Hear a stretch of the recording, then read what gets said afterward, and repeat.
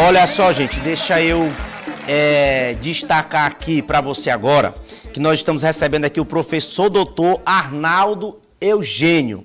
Presta atenção, sociólogo, especialista em segurança pública, mestre em políticas públicas, doutor em antropologia e consultor de educação. É mole ou quer mais? Hoje ele está aqui com a gente para a gente conversar sobre segurança pública e eu convidei meu amigo Tony Silva para dividir essa entrevista aqui com a gente, tá? Primeiro, é um prazer estar recebendo o senhor aqui. Era assim, eu via o senhor dando entrevistas em outras televisões e eu disse, onde eu vou entrevistar esse doutor, que aqui realmente é doutor, né? Aquele que se nomeia doutor e sem ser não, viu? É um prazer estar recebendo o senhor aqui. Boa tarde, meu amigo Tony Silva. Boa tarde, Valbas. Boa tarde a todos. Boa tarde, obrigado pelo convite. É sempre um privilégio Seja estar aqui bem-vindo. Socializando conhecimento com vocês. Podem me chamar sempre que puder, eu estarei aqui. Eu chamo de professor, eu chamo de doutor, como é que o senhor... Fique à vontade. Rapaz. Professor, pois vamos para falar da nossa segurança pública, porque com os números crescentes de violência hoje, assustadores, para o senhor, quais os fatores que contribuem para esse momento que estamos vivendo agora ultimamente? Porque está todo mundo muito assustado. Certo. Então, para que o telespectador entenda assim um pouquinho, quando a gente fala em segurança pública, é um dever do Estado e responsabilidade de todos. Aí quando eu falo em violência, eu estou falando de um fenômeno social complexo que é universal. E aí eu venho para a criminalidade, que é a criminalidade, cada sociedade define o que é e o que não é crime. Então, em alguns lugares pode ser visto uma determinada ação como crime, em outras não. Então, se a gente olhar aqui no Brasil, a violência, ela sempre tem uma tendência ao crescimento devido a alguns condicionantes, algumas causas. Então, muitas vezes eu tenho, por exemplo, a flexibilização de armas de fogo. Se você olhar se é um fator ou não, é só a gente observar. Nós observamos que com a flexibilização das armas de fogo, ocorreu um aumento no número de mortes com armas de fogo, inclusive de policiais, né, de agentes da segurança pública.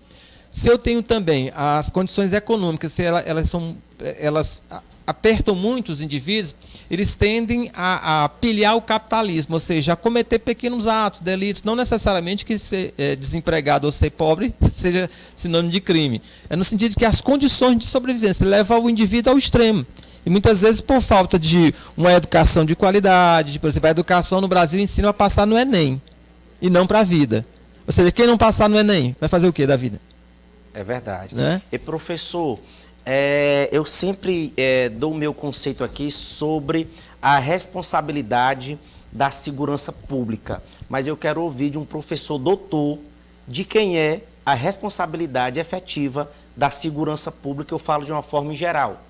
A segurança pública no Brasil é definida legalmente, ela é compartilhada entre o Estado e a sociedade. Então não adianta eu colocar uma viatura, um policial para cada indivíduo que eu não tenho garantia nenhuma que não haverá nenhum crime, porque eu dependo também da ação desse indivíduo. Então, não basta você culpabilizar a polícia porque não tem segurança, mas os indivíduos também têm que fazer a sua parte. O dever de todos, o dever de todos, pública. Porque não há lugar seguro no mundo somente com polícia.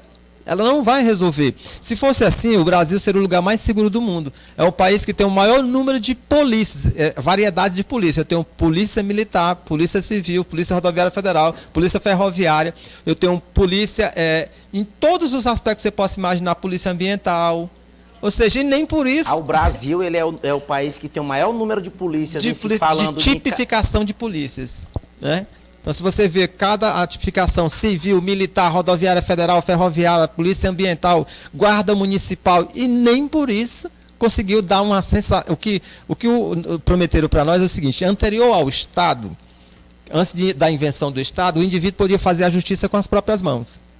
O Estado veio e disse, não precisa fazer com as próprias mãos. O Estado vai assegurar, né, dar o sentimento de segurança. E o que a gente percebe hoje é que a gente vê as autoridades policiais, por não ter um plano de segurança, por não ter planos estratégicos que possam inibir a criminalidade, eles falam em sensação de segurança. Ora, mas vou te dizer, viu? seria cômico se não fosse trágico. O Estado nos enganou, então, porque eles queriam me dar o sentimento de segurança, que eu não precisaria fazer justiça com as próprias mãos, que o Estado faria através de meios legais. Só que agora o Estado está dizendo para mim que não vai me dar o sentimento de segurança, ele vai me dar a sensação. Então essa sensação ela é muito subjetiva. Eu estar dentro de casa, na minha casa, cercado no muro de 2 metros de altura, cerca elétrica, câmeras ligadas, com os cachorros pitbull, tudo ali dentro de casa. Eu tenho uma sensação de segurança, mas não tenho nem a garantia de que eu estou seguro, não. Uma sensação, porém não uma garantia. Na realidade, criou-se foi um presídio de segurança máxima privada, a minha casa. É verdade. Era eu fico isso preso. que eu ia falar. E professor, no ponto de vista do senhor, está com o microfone, Antônio Silva? Sim. Pois, por favor, faz a próxima pergunta. Eu queria falar a respeito a gente tem visto nesta crescente de criminalidade que o Valbert acabou mencionando aí no começo da nossa conversa, professor, o número de mortes violentas que a gente tem vivenciado, acompanhado no dia a dia. E a gente sabe que é um tipo de crime muito difícil, né, de ser combatido por conta da imprevisibilidade. Mas eu gostaria de saber do senhor o que poderia ser feito para tentar, pelo menos, reduzir este número de mortes violentas no nosso estado. Primeiro, para você fazer uma contenção de qualquer tipo de criminalidade, você tem que ter um diagnóstico. Então, primeiro esse diagnóstico é que me leva a construir um plano de ações estratégicas e ações táticas para inibir. Aí eu vou pela prevenção. Então, essa prevenção, eu tenho a prevenção e o policiamento ostensivo. Então, assim, eu preciso também que dê condições para os policiais, para as polícias militares, por exemplo, para que eles possam fazer esse trabalho. Mas não basta isso, eu preciso também que uma escola funcione, que a escola seja eficiente, porque se o menino estiver na escola, diminui o meu trabalho, o trabalho da polícia. Ou seja, na realidade, a gente está fazendo uma inversão de valores. A gente precisaria de chamar a polícia em alguns casos de urgência e emergência. E não em todas as situações. Então, de um tempo para cá, a polícia passou a fazer a faxina da sociedade. Tudo que tiver alguma coisa liga para o 190. Ora, vai chegar um momento que todos esses policiais vão estar estressados com situações, às vezes uma briga de bar. Ou seja, eu tenho uma viatura com 4 policiais treinados, passaram anos e anos treinando, se aperfeiçoando para separar uma briga.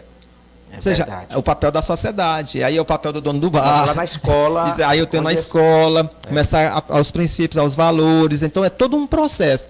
Não é que seja difícil, é porque é complexo. A gente, quando pensa em segurança pública, a gente só pensa em polícia. Não, a polícia é o último estágio que poderia resolver a situação. Mas eu deveria prevenir. Olha, se eu tivesse uma educação que ensinasse para a vida, eu não precisaria estar levando os meninos para dentro do 100, porque eu faria um trabalho para que eles não usassem a droga, mesmo que tivesse no mercado. Você tem, por exemplo, existe bebida alcoólica que se vende em todo lugar nessa cidade, mas nem todas as pessoas bebem, porque elas já têm um conhecimento, a consciência daquilo ali, então bebe moderadamente. Então, do mesmo sentido, seriam as drogas. Se eu começar a trabalhar com jovens, de que eles não precisam daqui dali, mesmo que tenha no mercado pessoas vendendo, daqui um dia é a regra do mercado, o tráfico de droga ele usa a regra do mercado. É a oferta e a procura. Mas para ter a procura, eu tenho que fomentar. Fomentar o consumidor. Fomentar o consumidor é ir na porta da escola e oferecer para o menino. Ah, meu amigo, aí fica complicado. Professor, o senhor acha que a menoridade, a redução da menoridade, ela vai nos ajudar em relação à questão da segurança pública? Em absoluto, não existe lugar nenhum que isso comprovou. O Japão reduziu para 11 e depois aumentou. Ou seja, sociedades mais desenvolvidas tentaram essa estratégia, não. Na realidade, isso aí, por incompetência dos adultos, é criminalizar criança e adolescente. Você vê que não é nem uma criança e adolescente que está propondo isso, é um adulto. Porque essa é confessando a sua própria incapacidade, a sua incompetência de lidar com crianças e adolescentes. E aí, assim, muitas vezes as pessoas que propõem isso, redução da morosidade penal, peça a ele para dizer só o primeiro artigo do ECA. Ou seja, ele nem leu, ele nem conhece o ECA. E aí fica falando em demonizar, em acabar com o ECA, como se nem mesmo você leu. Então, assim, eu tenho que entender que o ECA é baseado em princípios. Esses princípios que vão reger a lei. Não é que lá existem punições, que é diferenciada para o adulto, mas são equivalentes a crimes. Então, cada um deles. Então, as pessoas pensam, ninguém nasce criminoso. Não existe essa índole, uma determinação genética. Isso se aprende em sociedade, a cometer determinados atos que é proibido socialmente e é visto como um crime. Para isso a gente precisa de uma educação que funcione, com uma cultura que funcione. Por exemplo, se domingo agora os jovens resolverem que não querem ficar em casa assistindo nenhum programa de TV, diga um lugar em Teresina que eles possam ir, da Vila Irmã Dulce. Ele vem a pé para o Parque da Cidadania? Por que eu não tenho um transporte coletivo para fazer isso? Ou seja, é uma forma de prevenção. Professor, para encerrar nosso programa ali, que está na hora ali, ó, o senhor está vendo ali, ela está tá na hora de encerrar. Para encerrar a nossa entrevista, eu quero dizer, não vou dizer se é bem um desabafo, mas eu sonho com essa política que o senhor acabou de falar aí. O jovem da Vila Irmã Dulce, ele vai para onde ali na Vila Irmã Dulce?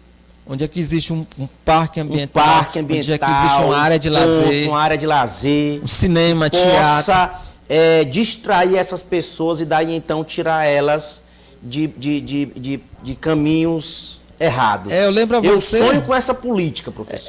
Pois sonho, porque eu já vivi ela. Tony, onde? Sim. No CSU do Parque Piauí. Eu sou oriundo do CSU do Parque Piauí. Eu sou do tempo das colônias de férias. Cadê as colônias de férias? E os CSUs fizeram foi destruir. Você tinha uma piscina, foi a primeira vez que eu vi e senti o prazer de entrar numa piscina, foi no CSU do Parque Piauí. Destruíram. Agora fizeram uma reforma. E o do Disseu? Cadê o do satélite? Cadê o da Irmã Dulce? Da região agora. Nós vamos até o Eduardo Costa. Aí nós vamos criar batalhões. Professor, para finalizar, eu só quero que o senhor diga uma palavra. Tem jeito? Sim. Tá aí, gente. A resposta tá aí. Falta... inteligência. É desse jeito, dessa forma e dessa maneira. Quero muito lhe agradecer. Tudo bem. Tá bom? Foi um prazer. Agradecer aqui o Tony Silva. Tá bom? Realmente. E a gente está aqui de portas abertas. Obrigado. É sempre um privilégio estar aqui com vocês. Olha aí, rapaz. É o professor doutor de verdade, viu? É o professor doutor Arnaldo Eugênio. Sociólogo, vai contando nos dedos aí, menino, ó. Sociólogo, especialista em segurança pública, mestre em políticas públicas, doutor em antropologia e consultor de educação. Foi uma aula, meu amigo, é uma aula. Atenção, você aí que é político, você que é vereador, você aí que é presidente de associação de bairro, você que é uma liderança, se apegue a esse homem, escute e veja se a realidade de hoje não muda. É desse jeito, dessa forma e dessa maneira, menino.